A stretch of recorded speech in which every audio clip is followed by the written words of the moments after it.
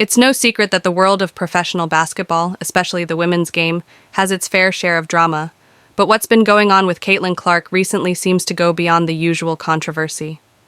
Since Caitlin made her way into the league, there's been a noticeable shift in how the referees have been calling the game. Some fans and analysts are beginning to wonder if the referees are intentionally targeting her, almost as if there's a personal agenda against her, or at least a bias. In many ways, Caitlin Clark's impact on the court is undeniable. She's one of the most talented players to come along in recent years, and her style of play can change the entire dynamic of a game. But what's been troubling is the disproportionate number of fouls called against her. If you take a step back and look at the stats, it's shocking. Nearly 20% of all fouls in the league this season have been called on her.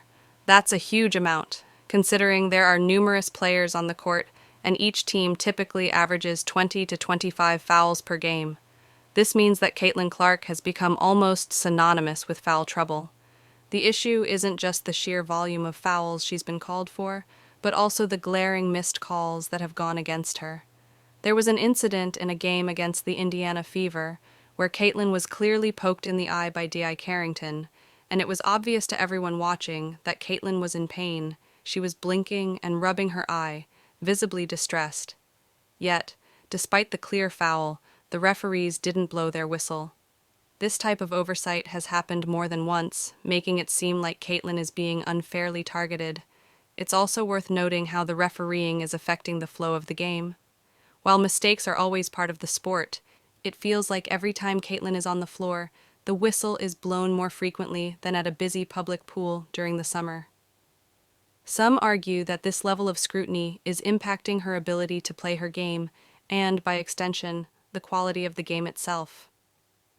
It's hard to get into any rhythm when you're constantly being stopped for fouls, especially when some of those calls seem questionable or, in some cases, flat out wrong.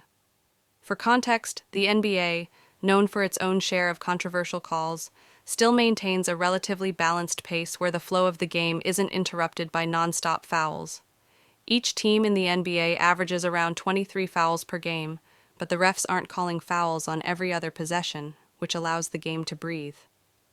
In contrast, Caitlin's games seem to be marked by constant stoppages, which raises the question, is this just part of the game, or is something more deliberate going on? Another layer to this issue is the perception that Caitlin was brought into the league not just as another player, but as someone who could elevate the game.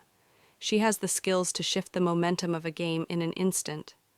But instead of allowing her to showcase her talent, some feel that the refs are turning the spotlight onto her for all the wrong reasons, penalizing her rather than letting her play.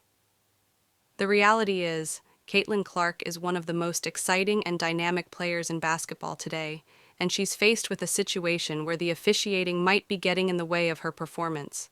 Whether it's the high number of fouls or the missed calls, it's clear that something is off. Some people are beginning to wonder if Caitlin Clark is being unfairly treated, and if so, what that says about how the league and its officials are handling the game. The question on many minds is this basketball, or is Caitlin Clark being set up to fail? If you're interested in keeping up with all the updates about Caitlin Clark and what's going on in the world of women's basketball, be sure to like and subscribe for more insights. There's a lot more to come, and the story is far from over.